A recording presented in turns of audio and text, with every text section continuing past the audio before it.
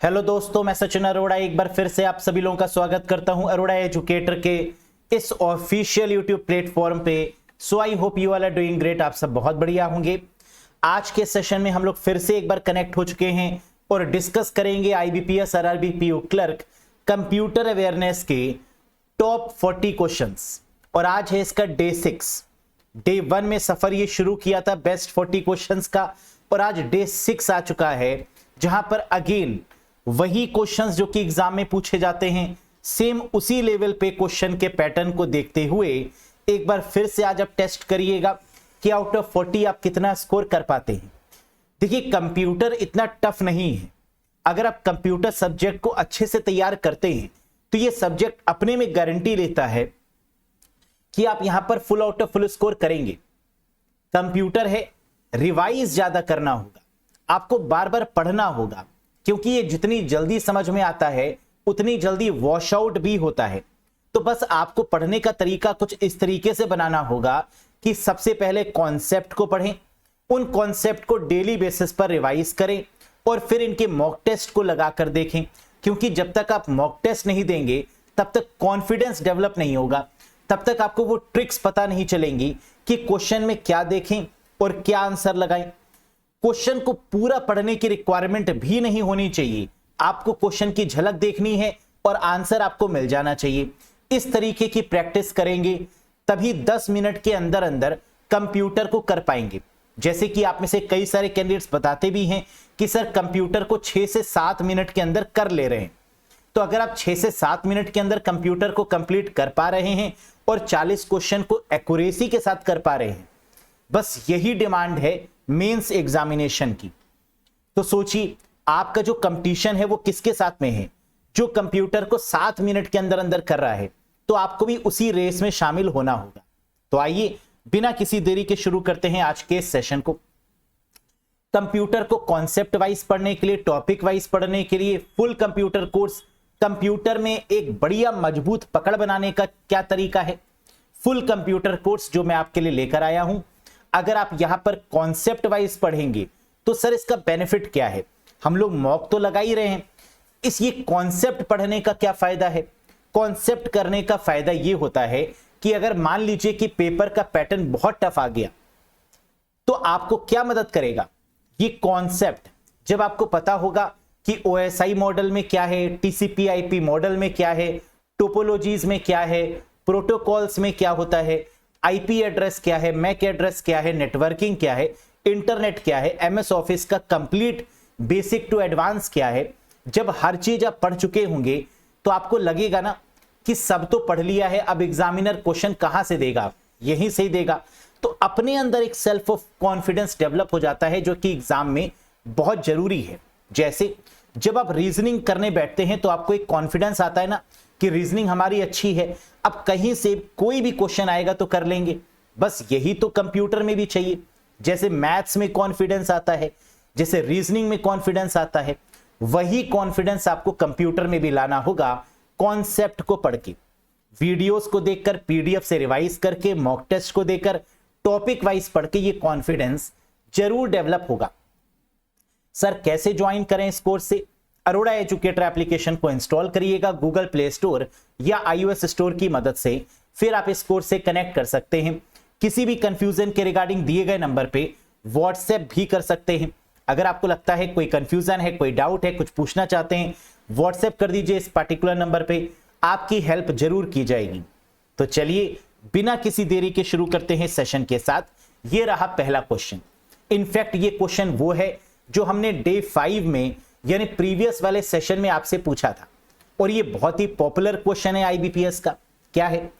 Dash is also known as protocol converter. Dash को protocol converter के रूप में भी जाना जाता है। प्रोटोकॉल कन्वर्टर का क्या मतलब होता है? प्रोटोकॉल का मतलब होता है रूल्स एंड रेगुलेशंस, और प्रोटोकॉल कन्वर्ट करने का मतलब एक प्रोटोकॉल से दूसरे प्रोटोकॉल में बदलना। क्या मैंने आपको कभी यह पढ़ाया है कि अगर अलग अलग प्रोटोकॉल के बारे में चर्चा करें तो आंसर क्या होगा?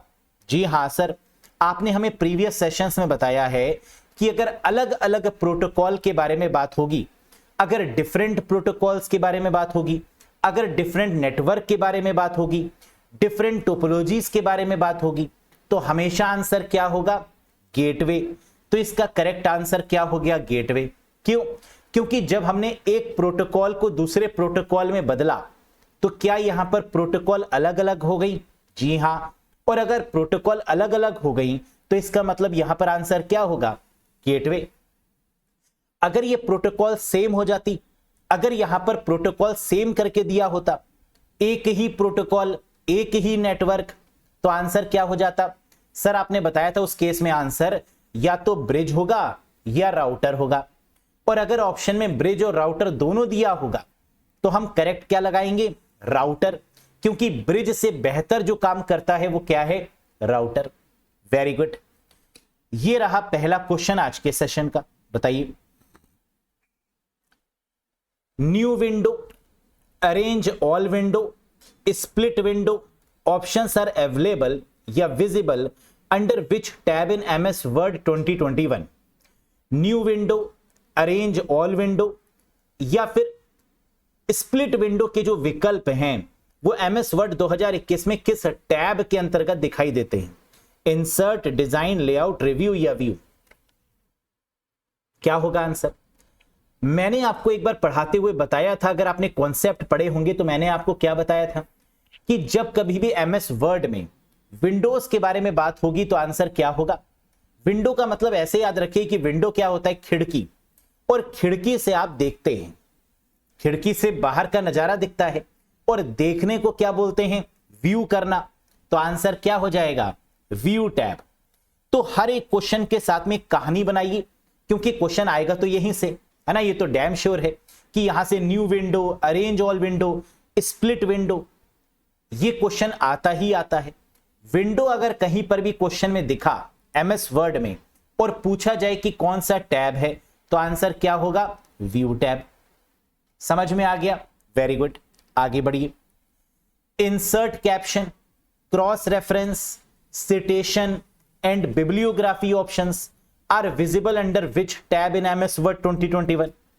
एमएस वर्ड 2021 में किस टैब के अंतर्गत इंसर्ट कैप्शन, क्रॉस रेफरेंस, उद्धरण और ग्रंथ सूची विकल्प दिखाई देते हैं? तो पहले तो आपको यह पता होना चाहिए कि ये सारे ऑप्शंस का यूज क्या है। कैप्शन, रेफरेंस, सिटेशन, बिब्लियोग्राफी का यूज क्यों करते हैं? किसी बुक को पब्लिश करने से पहले इन सभी ऑप्शंस का यूज किया जाता है। जब एमएस वर्ड में हम कोई बुक ड्राफ्ट करते हैं, कोई नॉवल ड्राफ्ट करते हैं, तो इन सभी ऑप्शंस का यूज हम लोग करते हैं। अब आंसर क्या होगा, इसको कैसे याद करें? कोई बुक होती है तो आप क्या कहते हैं? लेने से पहले आप पूछते हैं किसी से कि कंप्यूटर की कौन सी बुक अच्छी है, मैथ्स की कौन सी बुक अच्छी है, रीजनिंग की कौन सी बुक अच्छी है। और अगर आपसे किसी ने कहा वो बुक अच्छी है ना, तो आप ले लेते हैं। इसका मतलब कि आप किसका सहारा लेते हैं? रेफरेंस का। अगर किसी ने आपको रेफर किया तो वो बुक आप ले लेते हैं। इसका मतलब बुक बनाने वाले ऑप्शंस के लिए कौन सा टैब यूज होगा? रेफरेंस टैब, यानी fourth option is the correct one. अब रेफरेंस टैब जो है वो एक चीज और के लिए फेमस है, वो क्या? फुटनोट। एक क्वेश्चन एग्जाम में प्रीवियस ईयर में पूछा भी गया था कि फुटनोट किस टैब में देखने को मिलता है एमएस वर्ड में, और आंसर क्या था? रेफरेंस। मैंने आपको कैसे याद कराया था ये कि फुट में अगर लगी हो चोट तो आप जाएंगे डॉक्टर के पास और डॉक्टर करेगा आपको रेफर, तो आंसर क्या हो गया? रेफरेंस। इसका मतलब या तो फुटनोट दिया हो क्वेश्चन में, या caption, cross reference, citation and bibliography जैसे भारी भरकम टर्म्स दिए हों, तो आंसर क्या हो जाएगा? That is reference tab. याद आया? रिकॉल कर पा रहे हैं चीजों को? Very good. Next, which of the following holds the process result that are awaiting output? निम्नलिखित में से कौन सा संसाधित परिणाम रखता है जो आउटपुट की प्रतीक्षा कर रहा है? होल्ड द प्रोसेस्ड रिजल्ट, यानी कंप्यूटर में ऐसा कौन सा हिस्सा है जो चीजों को होल्ड करके रखता है? होल्ड करके रखने का मतलब वेटिंग एरिया। आप सपोज करिए किसी ट्रेन को पकड़ना चाह रहे हैं और ट्रेन टाइम से डिले है, तो आप क्या करेंगे? आप होल्ड करेंगे, आप वेट करेंगे। तो वेटिंग एरिया क्या होगा? रेलवे स्टेशन का जो वेटिंग एरिया होगा जहां आप वेट करेंगे वही तो होगा। ऐसे क्या कंप्यूटर का भी कोई वेटिंग एरिया है? जी हां, जहां पर चीजों को प्रोसेस किया जाता है। Yes, that is called RAM. क्या यहां पर रैम दिया है? रैंडम एक्सेस मेमोरी कहीं दिया है ऑप्शन में? आइए देख लेते हैं। Control unit, ALU, motherboard, main memory और सीपीयू। आंसर क्या होगा? मेन मेमोरी, क्योंकि मेन मेमोरी में क्या आता है? रैम और रोम। तो आंसर क्या था? रैम, इसलिए करेक्ट आंसर हो गया मेन मेमोरी। तो कभी भी क्वेश्चन में होल्ड की बात की जाए, वेट करने की बात की जाए, या आउटपुट में प्रोसेस हो रहा है कहीं पर, तो प्रोसेसिंग सारी कहां पर होती है? रैम में। जब तक हम लिख रहे होते हैं तो सारी चीजें कहां स्टोर होती हैं? टेम्परेरी बेसिस पर रैम में। तो करेक्ट आंसर क्या होगा? प्राइमरी मेमोरी या मेन मेमोरी। क्या सर यहां पर सेमीकंडक्टर मेमोरी भी हो सकता था? जी हां, क्योंकि सेमीकंडक्टर मेमोरी में भी क्या आएगा? रैम और ROM. Next, in Windows 11 operating system which character is not allowed as file name? है ना, ये क्वेश्चन भी बहुत फेमस है, आता ही आता है। विंडोज 11 ऑपरेटिंग सिस्टम में फाइल नेम के रूप में किस वर्ण की अनुमति नहीं होती? विंडोज 11 में जब हम कोई फाइल बनाते हैं या कोई फोल्डर बनाते हैं तो उसमें क्या नहीं कर सकते? उसका जो नाम है उस नाम में क्या इंक्लूड नहीं हो सकता? ये रहे ऑप्शंस। हम जानते हैं कि फाइल नेम या फोल्डर नेम बनाते समय हम क्या इंक्लूड नहीं कर सकते? बैकस्लैश, फॉरवर्ड स्लैश का इस्तेमाल नहीं कर सकते, कॉलन का यूज नहीं कर सकते, एस्ट्रिक का यूज नहीं कर सकते, question mark, double quotes, left angle bracket, right angle bracket और पाइप का यूज नहीं कर सकते। तो that is restricted, not allowed in case of Windows 10 और Windows 11। Next, the process of converting from a digital format to an analog format is called? Digital format से analog format में बदलने की प्रक्रिया क्या कहलाती है? बताइए। File conversion, modulation, extension, transformation या नन ऑफ दीज? हम लोग जानते हैं जब हम बात करते हैं मॉडम की, मॉड्यूलेटर एंड डीमॉड्यूलेटर की, इसका काम क्या होता है? एनालॉग सिग्नल को डिजिटल सिग्नल में कन्वर्ट करना और डिजिटल सिग्नल को एनालॉग सिग्नल में कन्वर्ट करना। यानी डिजिटल से एनालॉग में कन्वर्ट करेंगे और एनालॉग से डिजिटल में कन्वर्ट करेंगे। ये काम किसका है? मॉडम का। लेकिन डिजिटल से एनालॉग में कन्वर्ट करने को क्या बोलते हैं? मॉड्यूलेशन। तो मॉड्यूलेशन में क्या होता है? डिजिटल सिग्नल्स का मतलब 0-1 को कन्वर्ट करते हैं किसमें? एनालॉग सिग्नल्स में। और डीमॉड्यूलेशन के केस में क्या होता है? एनालॉग सिग्नल को कन्वर्ट करते हैं डिजिटल सिग्नल में। तो यहां से भी आपको एक क्वेश्चन जरूर देखने को मिलता है कि डीमॉड्यूलेशन क्या काम करेगा? तो आंसर हो जाएगा एनालॉग टू डिजिटल सिग्नल, और मॉड्यूलेशन क्या हो जाएगा? Digital signal to analog signal. है ना, ये याद कर लीजिए। एग्जाम में बड़ा कंफ्यूजन होता है कैंडिडेट्स को, और कई सारे कैंडिडेट्स इसका आंसर गलत लगा कर आते हैं। है ना, तो आप मुझसे वादा करिए कि आप गलत नहीं लगाएंगे। मॉड्यूलेशन डिजिटल टू एनालॉग और demodulation analog to digital. Next, which one of the following is a cryptographic protocol used to secure HTTP connection? निम्नलिखित में से कौन सा एक क्रिप्टोग्राफिक प्रोटोकॉल है जिसका उपयोग HTTP कनेक्शन को सुरक्षित करने के लिए किया जाता है? क्रिप्टोग्राफी का मतलब क्या होता है? क्रिप्टोग्राफी में क्या क्या चीजें आती हैं? क्रिप्टोग्राफी का मतलब होता है सिक्योरिटी, इंक्रिप्शन, डिक्रिप्शन, है ना, that is called cryptography. End to end security, that is called cryptography. ऐसी कौन सी प्रोटोकॉल है यहां पर जो सिक्योर प्रोटोकॉल की कैटेगरी में डील की जाएगी? FTP, telnet, TCP IP, DHCP या टीएलएस? एफटीपी का काम क्या है? अपलोडिंग और डाउनलोडिंग करना।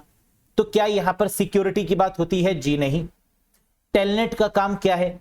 रिमोट कनेक्शन एस्टैब्लिश करना, यानी दूर बैठकर भी आप कंप्यूटर को सही कर पाएं, किसी भी कंप्यूटर या डिवाइस को ऑपरेट कर पाएं, दैट इज कॉल्ड टेलनेट। ये भी नहीं होगा। टीसीपी आईपी का मेन काम क्या है? टीसीपी आईपी का मेन काम है किसी भी डेटा को फॉरवर्ड करना, यानी टीसीपी मतलब ट्रांसमिशन कंट्रोल प्रोटोकॉल और आईपी का मतलब इंटरनेट प्रोटोकॉल। टीसीपी क्या है? Connection oriented protocol. आईपी क्या है? Connection less protocol. डीएचसीपी क्या है? डायनेमिक होस्ट कॉन्फ़िगरेशन प्रोटोकॉल, जिसका मेन काम क्या है? आईपी एड्रेस को ऑटोमेटिक असाइन करना। यानी कभी भी क्वेश्चन में हमें यह मिले कि आईपी एड्रेस को ऑटोमेटिक असाइन कौन करता है, डायनेमिक असाइन कौन करता है, तो आंसर क्या होगा? DHCP, dynamic host configuration protocol. और टीएलएस क्या है? ट्रांसपोर्ट लेयर सिक्योरिटी, जो कि सिक्योरिटी के पॉइंट ऑफ व्यू से काम करती है। तो इस क्वेश्चन का करेक्ट आंसर क्या होगा? TLS, transport layer security. आप शायद जानते होंगे एचटीटीपीएस क्या होता है? Hyper text transfer protocol secure. जब हम कोई ट्रांजैक्शन करते हैं तो वहां पर जो प्रोटोकॉल काम करती है वो एचटीटीपीएस है। और एचटीटीपीएस किसका यूज करती है? पहले यूज करती थी एसएसएल का, सिक्योर्ड सॉकेट लेयर का, लेकिन अब एसएसएल की जगह पर किसका यूज किया जाता है? टीएलएस का, ट्रांसपोर्ट लेयर सिक्योरिटी का। तो ये चीज याद रखिएगा, क्योंकि एग्जाम में क्वेश्चन ये भी बनेगा कि एसएसएल का जो एडवांस सिक्योरिटी है वो क्या है। तो आंसर क्या हो जाएगा? TLS, transport layer security. Next, which of the following shortcut is used to open a new tab in a web browser? निम्न में से किस शॉर्टकट का प्रयोग वेब ब्राउजर में नया टैब खोलने के लिए करते हैं? हम जानते हैं ब्राउजर में अगर नया टैब खोलना है तो कंट्रोल टी करेंगे, और अगर टैब को बंद करना है तो कंट्रोल डब्ल्यू करेंगे। तो control T is used to open a tab and control W is used to close a tab. Very good. A dash is an internal bus that connect the CPU to the cache memory. कह रहे dash एक आंतरिक bus है जो central processing unit को cache memory से जोड़ती है।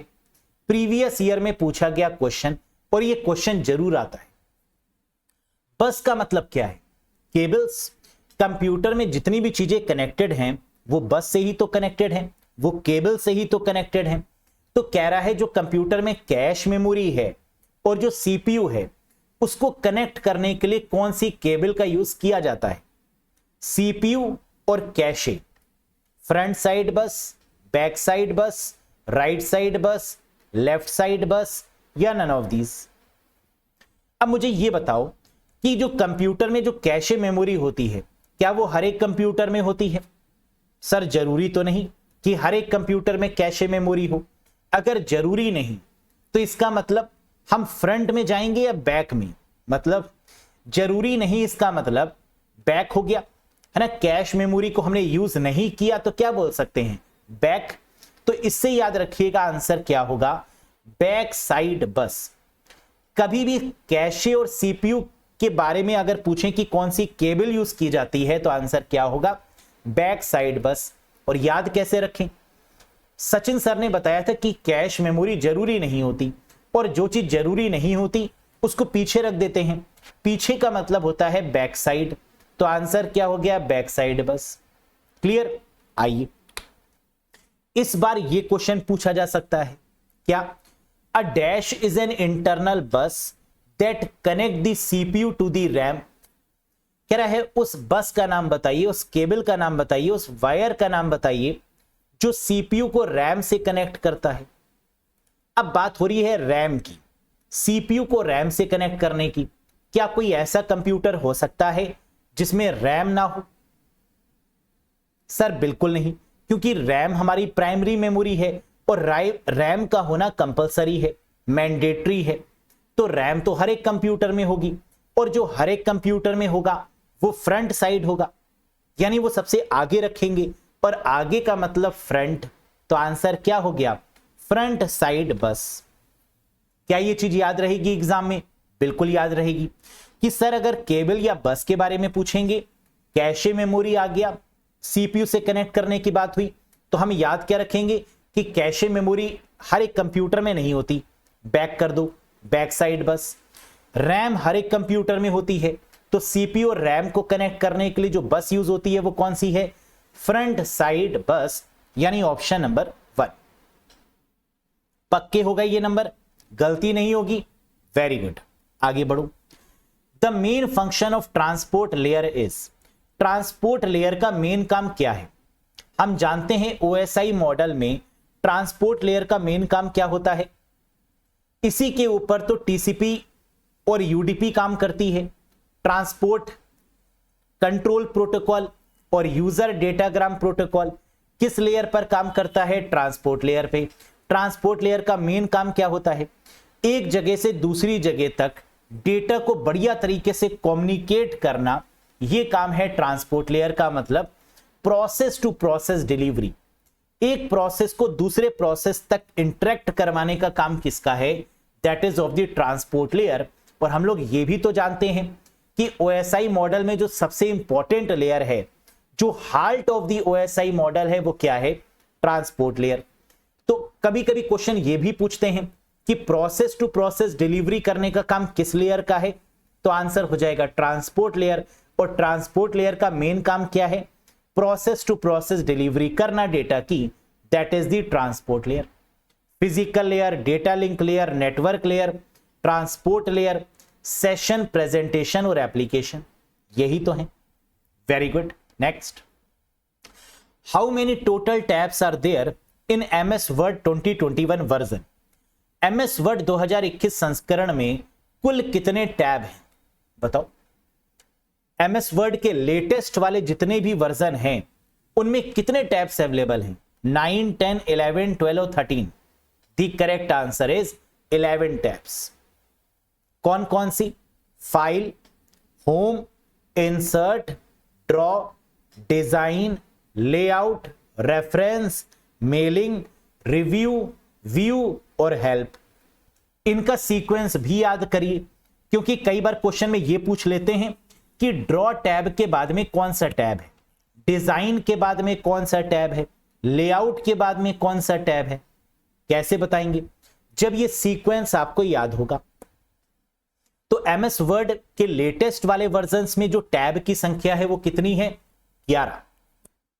ठीक। इंडिया में जो टीम में जो प्लेयर्स होते हैं वो कितने होते हैं? 11। MS वर्ड में टोटल टैब्स कितने? 11। Right, very good. How many total tabs are there in MS Excel? MS Word में अगर 11 हैं तो एक्सेल में नए वाले वर्जन्स में टोटल टैब कितने हैं? 9, 10, 11, 12, 13। The correct answer is 9। Excel के केस में 9 है। कौन कौन से? File, home, insert, page layout, formula, data, review, view और हेल्प। MS वर्ड में कितने हैं? 11, 11। MS एक्सेल में कितने हैं? 9। File, home, insert, page layout, formula, data, review, view और हेल्प। और MS पावर पॉइंट में कितने हैं? 11, 9 और पावर पॉइंट में है आपके 12 यानी 12।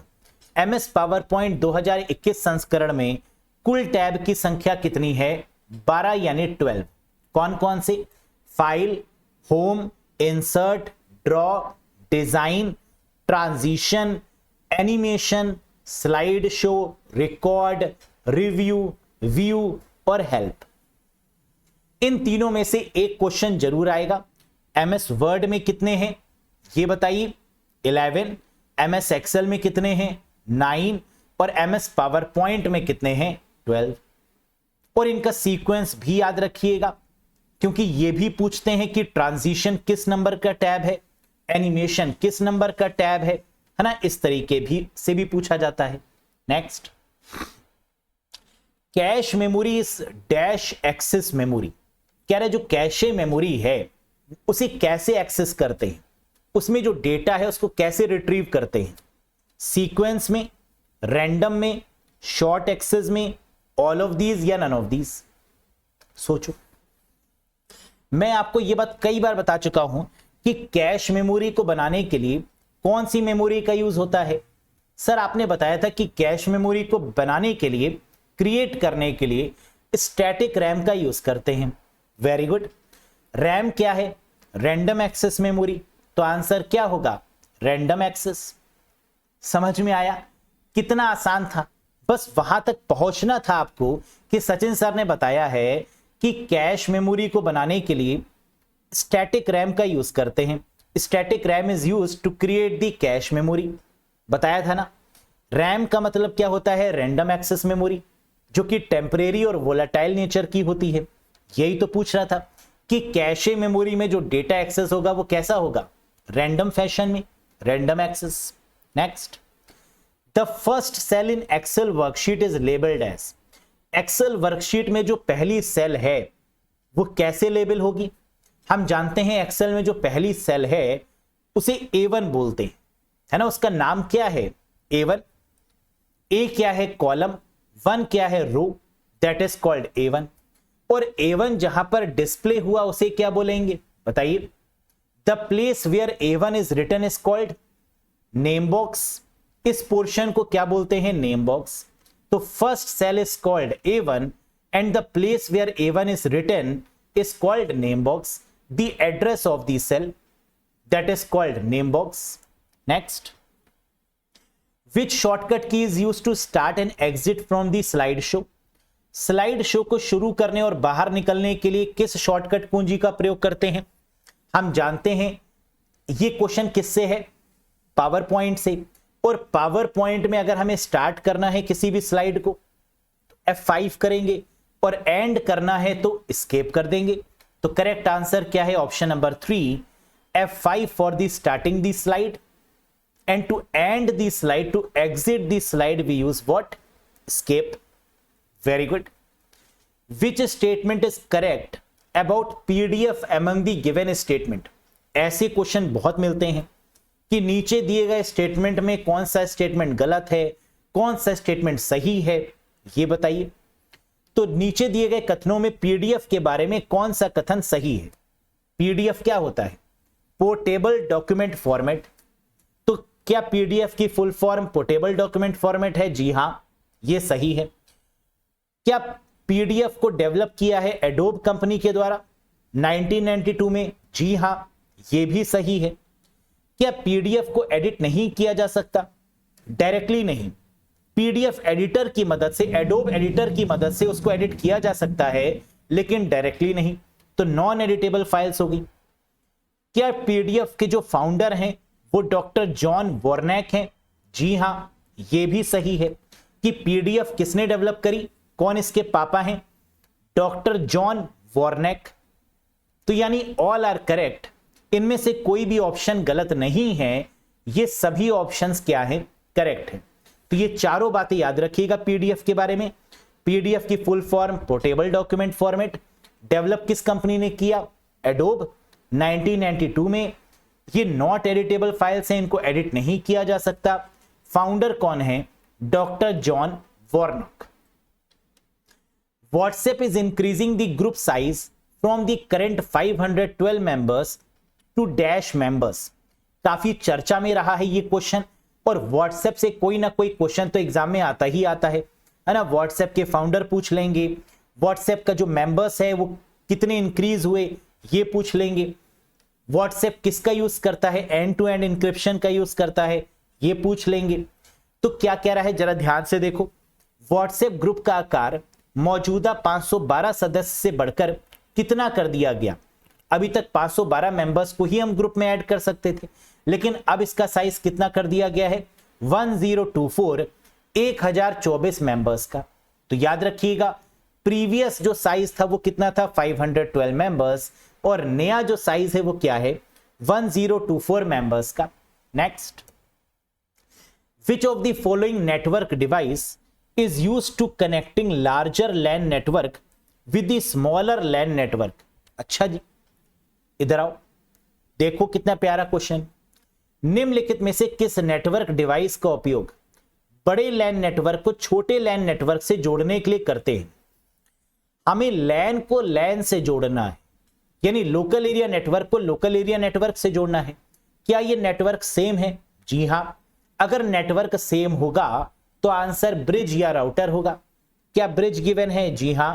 क्या राउटर गिवन है, जी नहीं। तो करेक्ट आंसर इज ब्रिज। समझ में आया। तो क्वेश्चन को पढ़कर उसके पीछे छुपी हुई ट्रिक को समझना होगा और आंसर लगा देना होगा।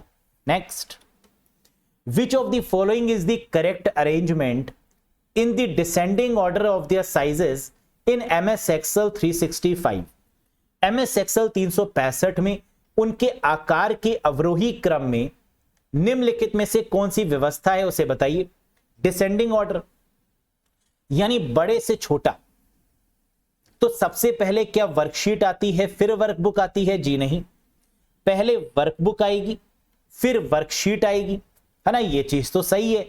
लेकिन रेंज फिर सेल, ये भी सही है, क्योंकि सबसे छोटी यूनिट क्या होती है? सेल। सेल के बाद क्या आता है? रेंज, जो दिखाता है इस सेल से लेकर इस सेल तक रेंज, फिर वर्कशीट, और फिर वर्कशीट के कलेक्शन को वर्कबुक। तो करेक्ट आंसर मिल चुका है, option number 2 is the right one. यानी वर्कबुक सबसे बड़ा। वर्कबुक किसका कलेक्शन है? वर्कशीट का। वर्कशीट में क्या होती है? सेल की रेंज, और स्मॉलेस्ट यूनिट क्या है? सेल। तो that is the right answer. इधर से देख लीजिए असेंडिंग ऑर्डर, छोटे से बड़ा, और इधर से देख लीजिए तो डिसेंडिंग ऑर्डर, बड़े से छोटा। Next, the value of the Excel expression is equal to sum 5,3, true false is, है ना। कितना सरल क्वेश्चन है, फ्री का नंबर है और आता जरूर है इस तरीके का क्वेश्चन। क्या रहा है एक्सेल में इस क्वेश्चन का जो वैल्यू है, वो आंसर है, वो क्या होगा? जो आउटपुट है वो क्या होगा? हम जानते हैं एक्सेल में ट्रू का मतलब 1 होता है, फॉल्स का मतलब 0 होता है। सम पूछा है यानी प्लस कर दीजिए। 5 + 3 8, कितनी बार ट्रू गिवन है? 2 बार। 8 + 2 कितना हो गया? 10। तो आंसर क्या हो गया? 10। 10 बहाने करके ले गई दिल, हो गया 10 आंसर। जरा चेक करो, 5 + 3, ट्रू मतलब 1, फॉल्स मतलब 0, ट्रू मतलब 1, फॉल्स मतलब 0, 2 बार क्या है? ट्रू। तो 8 + 2 कितना हो गया? 10। That is the right answer. बल्ले बल्ले।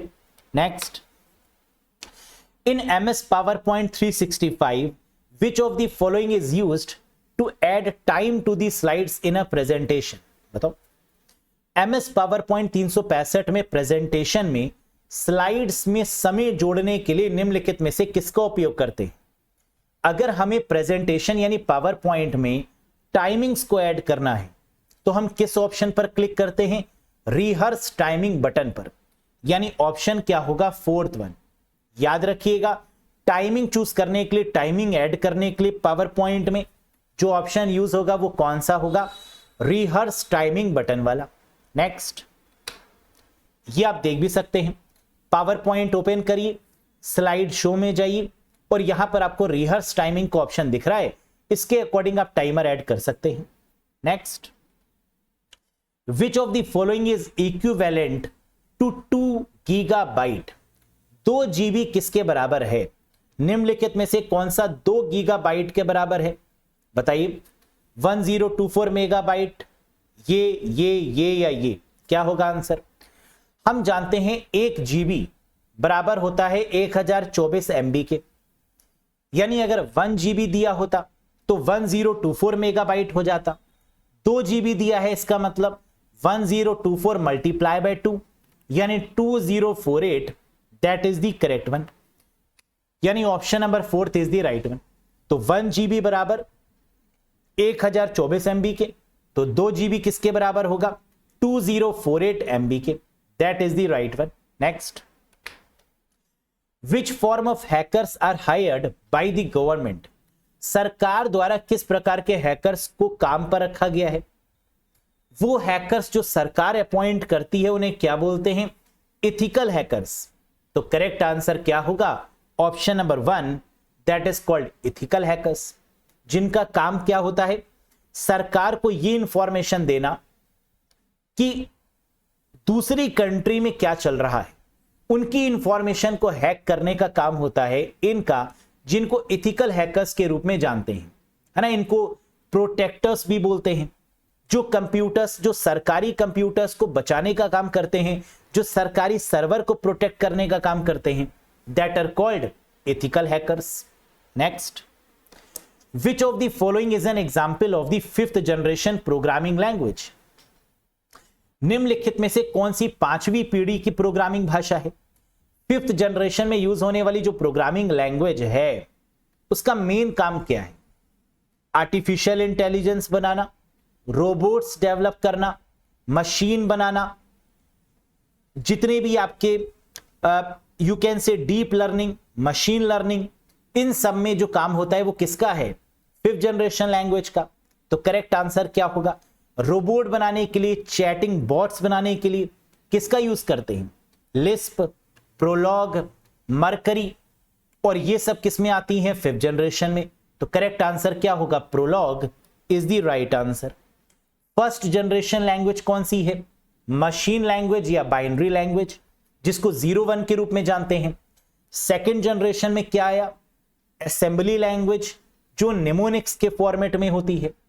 3rd जनरेशन में आपकी हाई लेवल लैंग्वेज आई, जैसे सी, C++, कोबोल, फॉरट्रैन, जावा, ये सब आपकी 3rd जनरेशन की हैं। 4th जनरेशन में आपकी डेटाबेस को डेवलप करने वाली आई, जैसे SQL, पाइथन, ये सब 4th जनरेशन की। और 5th जनरेशन में आया आपका आर्टिफिशियल इंटेलिजेंस, रोबोट वाली लैंग्वेज, जैसे Lisp, Prolog, Mercury and so on. Clear? Very good. Which statement is not valid for hub? बताइए, इनमें से कौन सा स्टेटमेंट हब को रिप्रेजेंट नहीं करता? आइए देखते हैं। Work at physical layer of the OSI model. क्या हब फिजिकल लेयर पर काम करता है? जी हां। हब और रिपीटर ये फिजिकल लेयर में यूज होने वाली डिवाइस है, तो पहला सही है। ऑलवेज ब्रॉडकास्ट दी डेटा। क्या हब को जो डेटा दिया जाता है वो सबको दे देता है, ब्रॉडकास्ट कर देता है? जी हां, यही तो इसका डीमेरिट भी है। सिंगल पोर्ट डिवाइस, क्या हब में एक पोर्ट होता है? जी नहीं, ये मल्टी पोर्ट डिवाइस है, कई सारे पोर्ट्स दिए होते हैं हब में, तो 3rd स्टेटमेंट गलत है। Use to connect multiple devices in a network, ये कई सारी अलग अलग डिवाइसेस को नेटवर्क में यूज करने के लिए यूज किया जाता है, मल्टीपल डिवाइसेस को। जी हां। ऑल आर वैलिड, नहीं। सिंगल पोर्ट डिवाइस, ये स्टेटमेंट गलत है, क्योंकि हब के केस में आप देख सकते हैं 1 2 3 4 4 पोर्ट्स यहां पर गिवन है, तो ये मल्टीपल पोर्ट है, सिंगल पोर्ट नहीं। Next, in the formula which symbol specify the fixed column और रोज इन MS Excel 365, सूत्र में कौन सा प्रतीक MS Excel 365 में एक निश्चित कॉलम या पंक्तियों को निर्दिष्ट करता है? Very good. We know very well, हम बहुत अच्छे से जानते हैं कि एक्सेल में किसी भी रो और कॉलम को फिक्स करने के मेथड को सेल रेफरेंसिंग बोलते हैं, और सेल रेफरेंसिंग में हमारी कितने तरीके से काम करती है? 3 तरीके से, रिलेटिव, एब्सोल्यूट और मिक्स्ड। और यहां पर हम लोग किस सिंबल का यूज करते हैं? डॉलर का। तो करेक्ट आंसर क्या हो गया? That is option number 1, that is dollar. Next, to minimize the workbook in MS Excel 2021, to minimize the workbook in MS Excel 2021 हम किसका यूज करेंगे? MS Excel 2021 में वर्कबुक को छोटा करने के लिए, मिनिमाइज करने के लिए किस शॉर्टकट का यूज किया जाता है? The correct answer is control plus F9। Control के साथ F9 करेंगे तो पूरी वर्कबुक को हम क्या कर सकते हैं? मिनिमाइज कर सकते हैं, छोटा कर सकते हैं, है ना। कंट्रोल प्लस F9, ये क्वेश्चन दोनों तरफ से पूछते हैं कि कंट्रोल F9 का यूज MS Excel में वर्कबुक के साथ क्यों किया जाता है?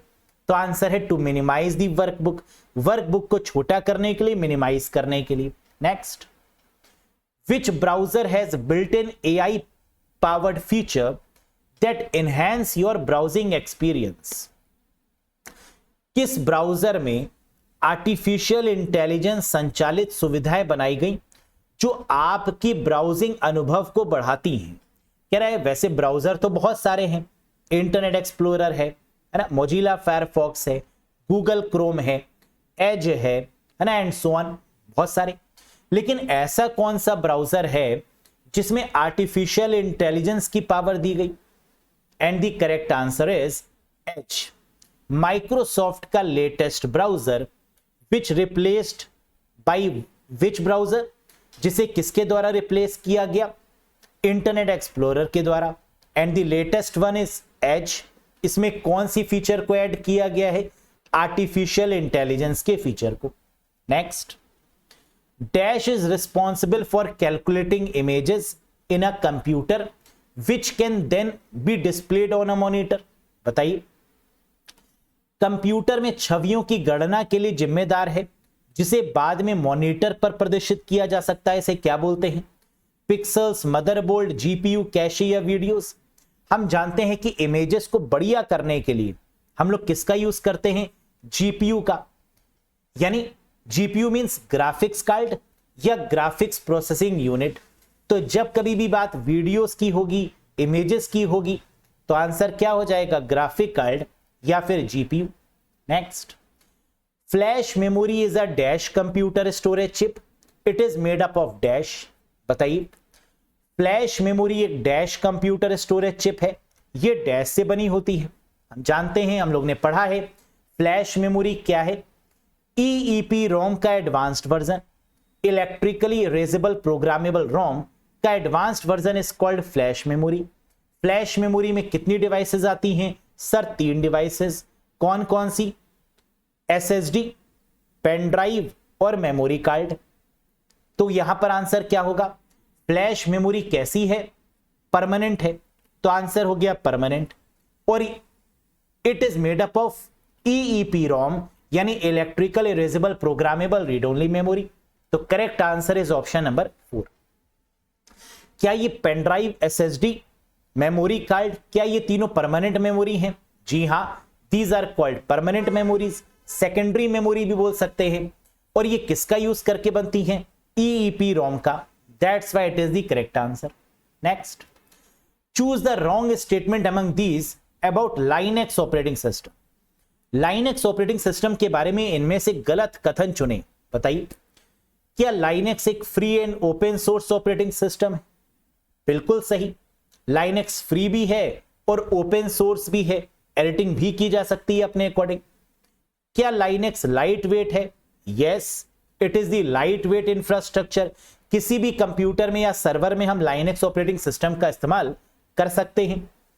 एंड टू एंड इंक्रिप्शन, क्या लाइनेक्स सिक्योर है? एंड टू एंड इंक्रिप्शन है, जी हां। यूनिक्स लाइक ऑपरेटिंग सिस्टम, क्या ये यूनिक्स पर बेस्ड है? जी हां, यूनिक्स का एडवांस फॉर्म ही लाइनेक्स है, तो ये बात भी सही है। क्या लाइनेक्स को केन थॉमसन के द्वारा लिखा गया? जी नहीं, यूनिक्स को लिखा था किसने? केन थॉमसन ने। लेकिन लाइनेक्स के पापा कौन है? Linus Torvald. तो ऑप्शन 5 हो गया आपका गलत जवाब, क्योंकि सही जवाब क्या होगा? Who is known as the founder of Linux? Mister Linus Torvald. And who is known as the founder of Unix? Unix किसने डेवलप करी? Ken Thompson. Next, dash protocol allows you to transfer file and also add a layer of security to the process. ऐसी कौन सी protocol है जो आपको फाइलें स्थानांतरित करने की अनुमति देता है और प्रक्रिया में सुरक्षा की एक परत भी जोड़ता है? यानी फाइल्स को ट्रांसफर भी करना है और सिक्योरिटी भी प्रोवाइड करनी है। ऐसी प्रोटोकॉल का नाम बताइए। The correct answer is SFTP, secure file transfer protocol, यानी option 5 is the right one. कैसे? फाइल को ट्रांसफर करने का मतलब अपलोडिंग और डाउनलोडिंग। अपलोडिंग और डाउनलोडिंग करने के लिए कौन सी प्रोटोकॉल? एफटीपी। और ये सुरक्षा की ये चीजें प्रॉपर हो, सुरक्षित तरीके से हो, सिक्योर तरीके से हो, ये लेयर ऐड करने का काम किसका? एसएफटीपी का, यानी सिक्योर फाइल ट्रांसफर प्रोटोकॉल। तो अब एफटीपी की जगह पर जो प्रोटोकॉल इस्तेमाल की जा रही है वो एसएफटीपी है, ताकि ये जो अपलोडिंग और डाउनलोडिंग हो रही है ये बिल्कुल सिक्योर हो, इसमें कोई भी वायरस ना हो। That's why now a time FTP is replaced with what? SFTP.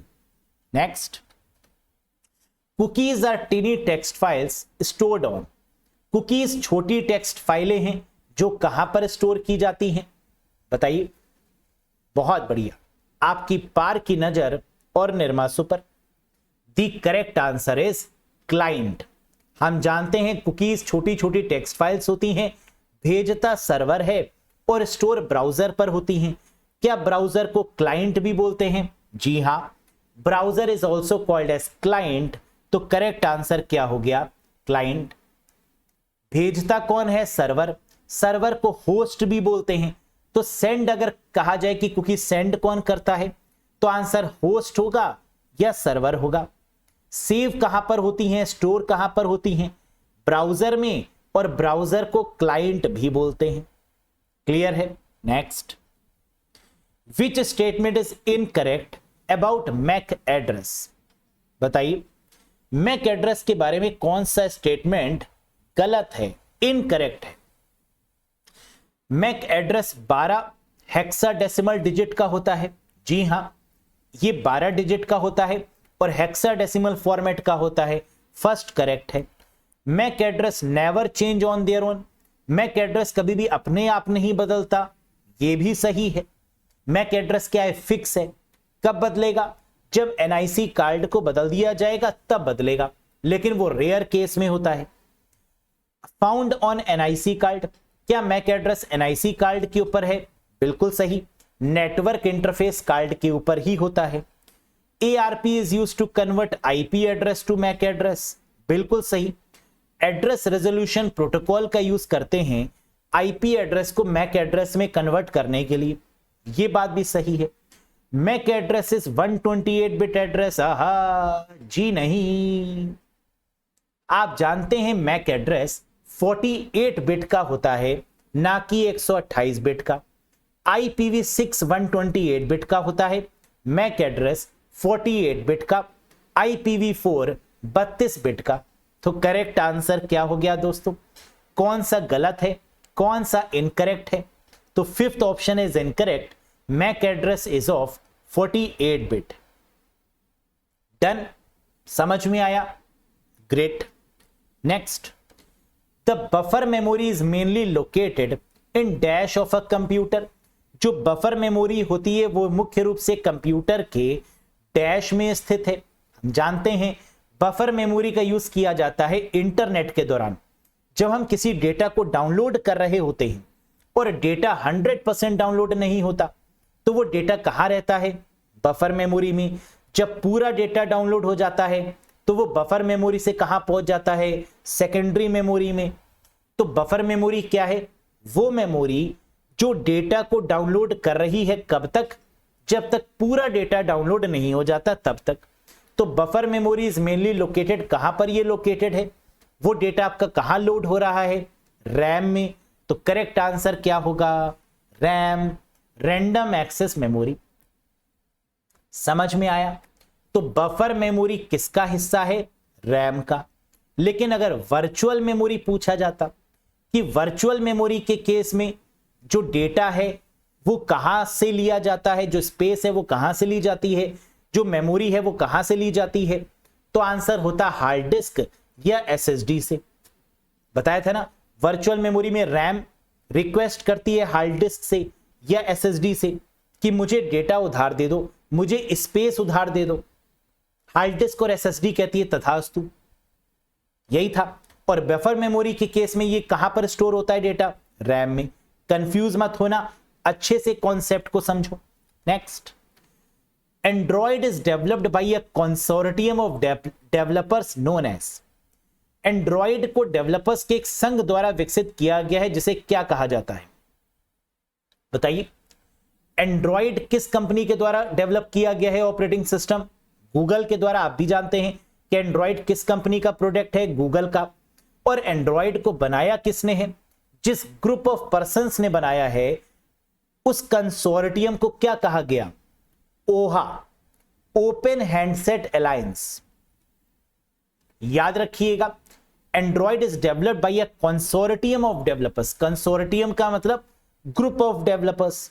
जो डेवलपर्स का ग्रुप है उसे क्या बोलते हैं? ओहा, ओपन हैंडसेट अलायंस। सर ओहा का क्या मतलब है?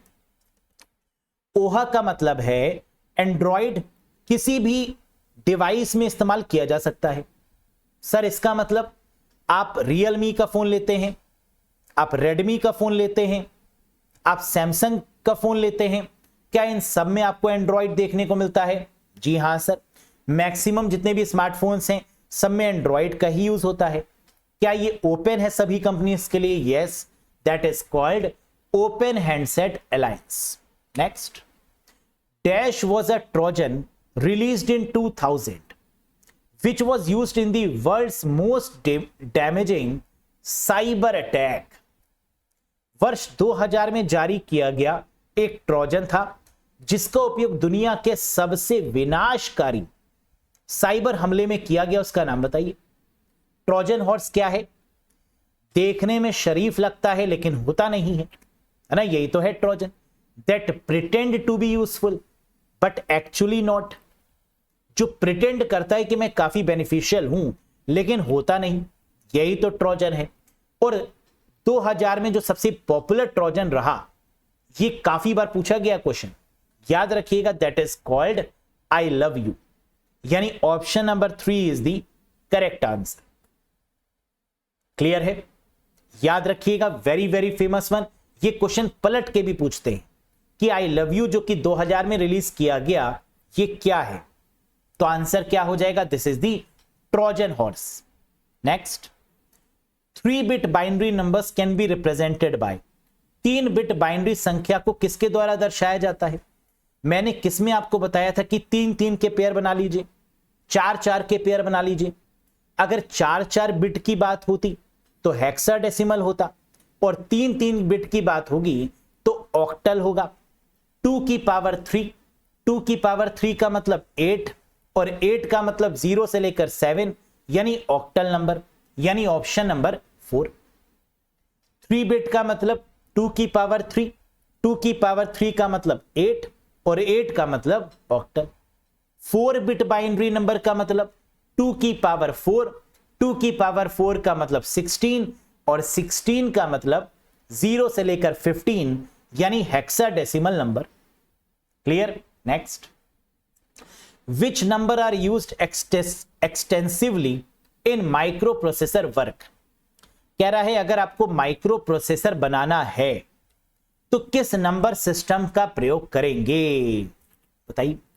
माइक्रो प्रोसेसर कार्य में किस संख्या का व्यापक रूप उपयोग किया जाता है?